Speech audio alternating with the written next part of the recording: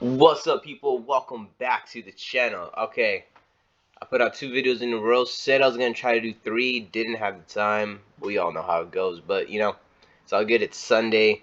We got the playoffs, football playoffs going on. So I'm gonna try to get this video out, and let's just get right to it. So recently, I did talk about how I wanted to do a video of like a live video of me going in and going to Frank's to like invest in certain cards. Well, I had a little bit of a change of plans, so I'm still gonna do like a live investment video. I'm probably gonna film that today. But what ended up happening was I like to scroll offer up, different places, offer up, even Craigslist sometimes. You never know, you feel me, like, but sometimes people post Yu-Gi-Oh collections, and I found this guy that had a pretty good sized collection for a pretty decent price. He was willing to work with it, and I ended up getting it for a pretty. I got the whole thing for a pretty like decent price. I was thinking about going over the whole thing, but yeah, but at the same time, like, just for the sake of saving time, I really just wanted to get it all in line. So maybe I might go over a little bit of it, kind of spread it out. But mostly I am going to talk about the cards that I did want to invest in, because the reason why I went with that collection is because um, a lot of the cards that I wanted to invest in, not all of them. There were 2 cards that I wanted to pick out that weren't in there, but 2 of them, no, 3 of them. 3 of them, he had a good amount of copies of them in there, so I ended up just going with that collection because it had a bunch of more stuff for me to be able to trade and get more things.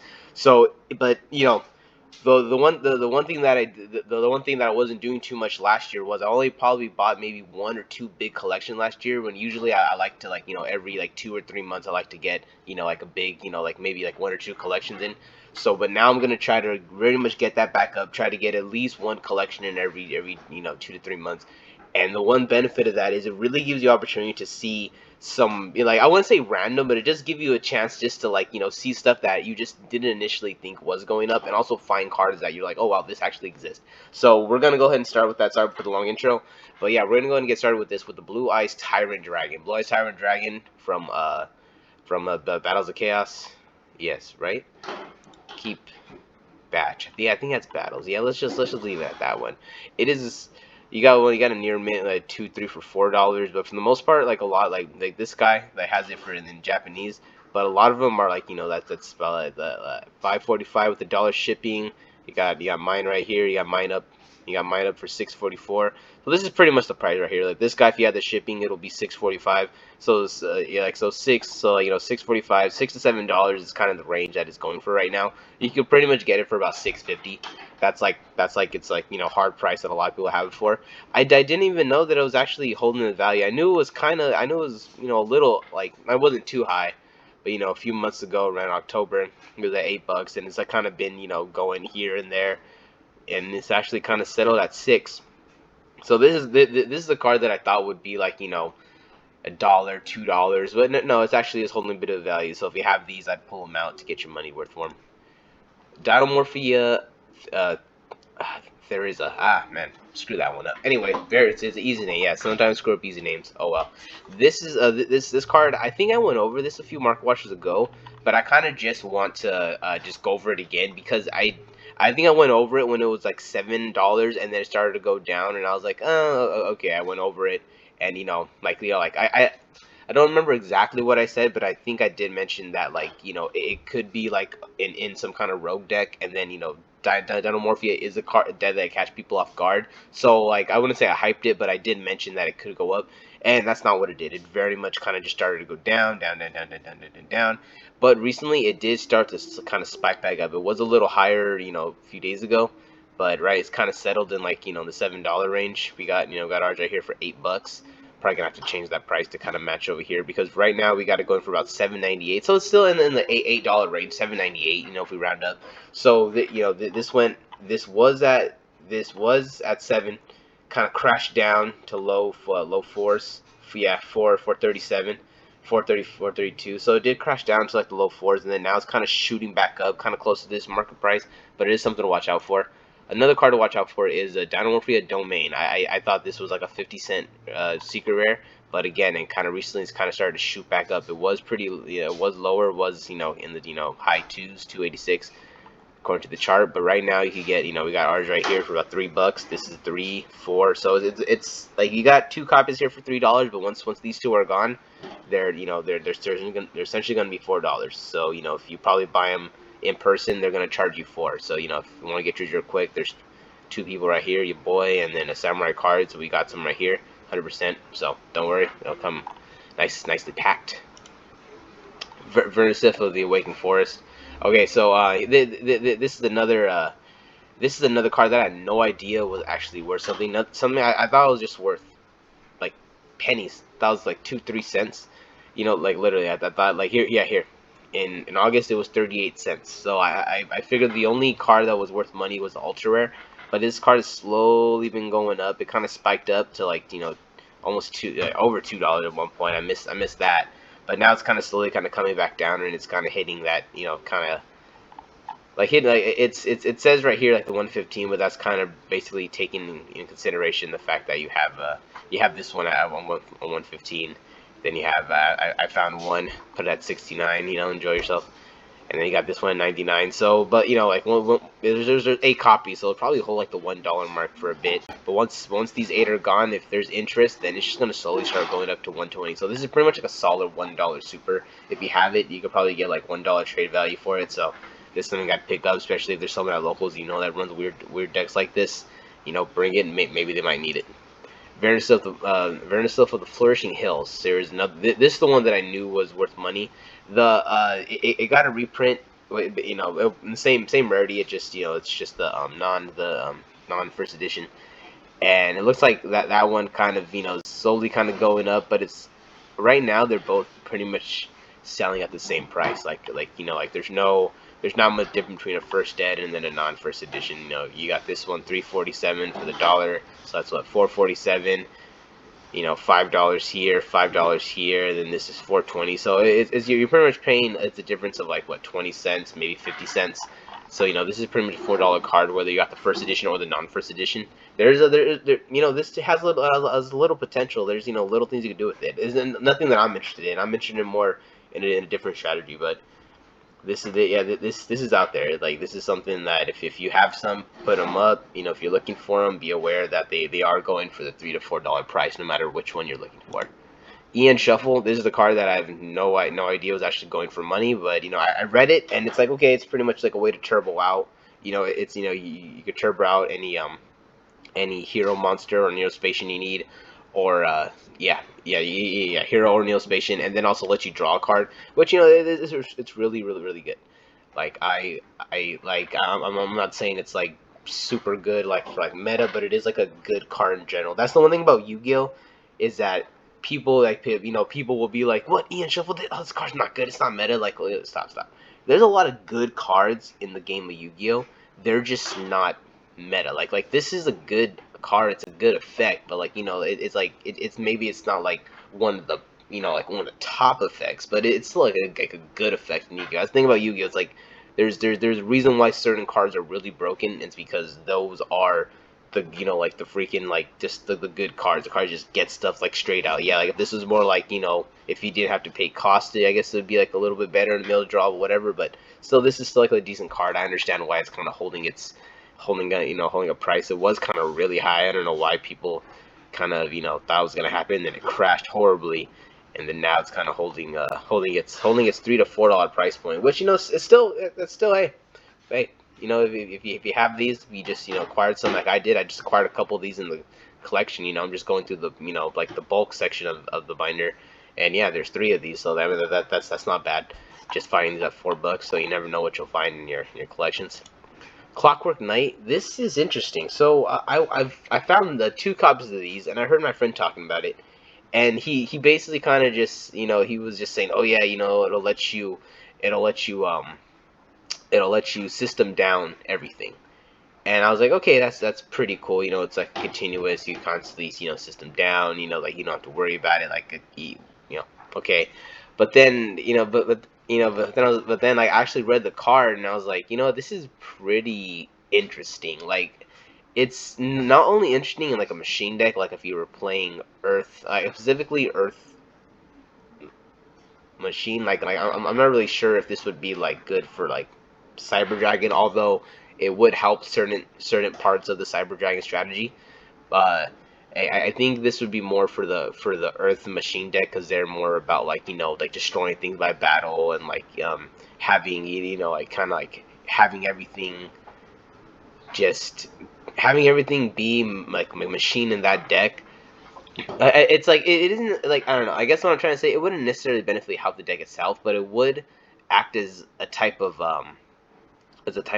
floodgate for decks that need cards to be a certain type. You feel me? It's like if you need a worm, you need a Cybers, you need this, you need that, and then this card right here will just all the face of monsters are going to become machines. So it's kind of similar to zombie zombie world, how it turns everything into zombies, so it really stops flu because it doesn't like it like they're not winged beast anymore. This could kind of do something similar in that way to where it stops certain deck strategies because it turns them into machines. So it's kind of like a floodgate that kind of slows certain decks down, prevents certain things from happening, and then it also gives them extra attack. And then I guess if they want to try like a Cyber Dragon engine in there, they could use that to like kind of break the board by taking all the by using the Cyber Dragon. I think it's Chimera, the one that's able to take everything. And that's the one that takes everything. That's a machine, and it gains 1,000 for every one. So that'd be interesting use for this card. Garua Wings of Resonant Life. I've been seeing this card. Just look at this, the landslide. Like I wouldn't call it a waterfall. This is more of like a landslide. And man, if you wanted this card, needed this card, do not have this card, I would probably want to get it sooner rather than later. Like I'm not saying it's gonna shoot back up, but I think this is a stable price. Like I think maybe the lowest it could fall is maybe $8 because this has use. Like even if Tier Element is not in the meta no more, as long as we have super polymerization, this card's gonna have use. Like I really don't see it falling under 10. I could see it go to 8 because of the non first edition. It could be $8 and maybe like the first edition lands at 10. But right now to $12, I wouldn't pass it. Like I wouldn't want to chance it. Potentially either plateauing or going any higher. Like I could see it either plateauing or higher.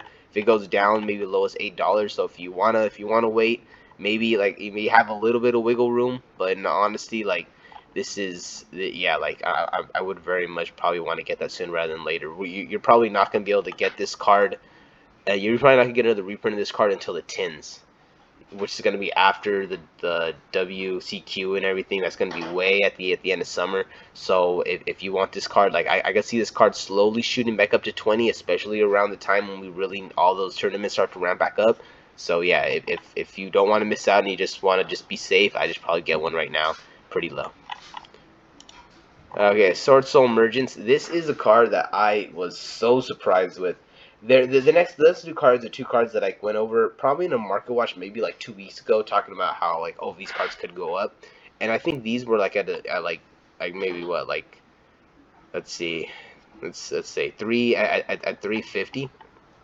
The cards were like at 350, and I kind of expected them to kind of dip, or let's see. Now they probably weren't even lower because it could have been around the end of around this when they're around maybe like $2. So I could have probably talked about them maybe like in like the $2 range, and then I talked about them again a few a few weeks ago, maybe in the middle of December, that these could be going up, and I ended up finding a couple, and I'm probably gonna hold on to a few because I could see these going to fives. These could probably hit solid fives. They're already, this guy right here, he has 587 of them, and it's like with the dollar shipping, that's 550. So you pretty much have these left, and then you're paying 450, like this.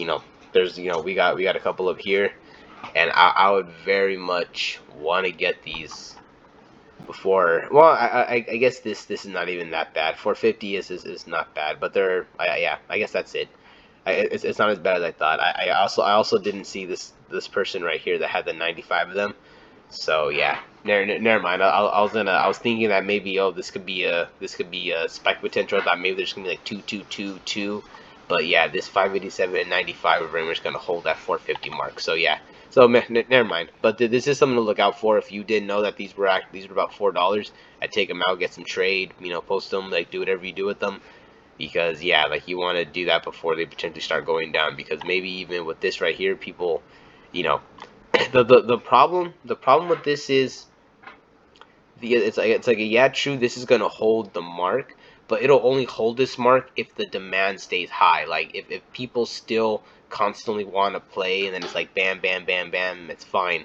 But then what happens is a lot of these people are just gonna say, okay, well then I'm just gonna post it lower than that, and then this gets pushed way down. So the prices are like this isn't gonna hold as well. This is not gonna be able to hold as well as I guess like some people think it's gonna hold.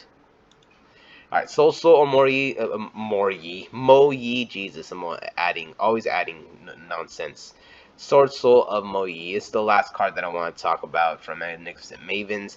It has had a waterfall, came out super high, waterfalled all the way down to like 273, and has kind of stayed similar and started to slowly go up, maybe plateau. I would want to get this card sooner rather than later. I found a lot of these in the collection, and I posted them. There's one, we have one left. I have three. I'm holding on to three. I thinking maybe I should post them because I'm going over like what I want to do with it. But this is something I probably want to get right now because this very much does have a bit of potential. There are only 66 copies right here, and you keep going down even on the second page. There's only one person that's really gonna hold the line, and you're gonna need three of them. So like yeah, it's even 60. Look at that, it went even lower. I think there was no, wait, no, 60, was it 63? Either way, 64. Screw that. Maybe I'm just seeing things. 64 copies right here, and you need three of them. So it depends on how many people. If you pretty much just need 25 people to want to play this, and then it'll start going up. That's not that many people, seeing as that there's a lot of potential that could be had with like with Sword Soul. I'm not saying Sword Soul tier 1, but Sword Soul could be a really good rogue option to go into, especially because people are not playing Nib right now. Like there's not a lot of people playing Nib, not a lot of people playing infinite impermanence, which are cards that kind of like stop all the nonsense, because like one of the big ways to kind of stop it is to like, well, I mean, you can need like a little more, but it's really it's kind of like key. You really want to be able to stop them from getting that extra token out on certain parts of certain parts of the combo that that could really stun or make them go into a less optimal board that's easier to break. And then since Sprite's still in the meta, people do not want to chance having Nib in their deck, so they just kind of avoid it, and Nibiru would just wipe this deck out. So sometimes people come in my locals and play this deck, and they end up doing really well because no one really has an answer to it. And then people, maybe forgot how to play it, they don't know this, and then so it kind of sneaks in. I can see this sneaking in and getting some things done. All right, guys. That's it. Try to keep it. I try to keep it short, but I kept it under 20 minutes, so we're getting better. Getting better. That's one of the goals of this year, is to try to make these market watches maybe between like 10 to like 15 minutes, probably close to the 12-minute mark. But we're gonna keep working at it. That's it, guys. Peace out, and I'll catch you guys in the next one.